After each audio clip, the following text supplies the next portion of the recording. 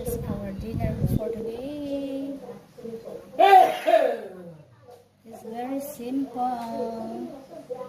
And beans, vegetable, tofu, and the tocino. Ayan. Ayan lang ang pagkain namin. It's very simple. Mga kaliga, mga lots. Ayan, pagkain namin. Ayan.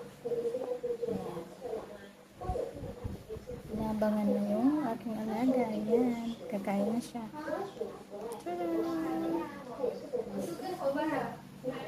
Prepare na ako para sa kanya. Kailangan ko i-cut yan. Palitin ng mga kanyang siya kumakain. Kailangan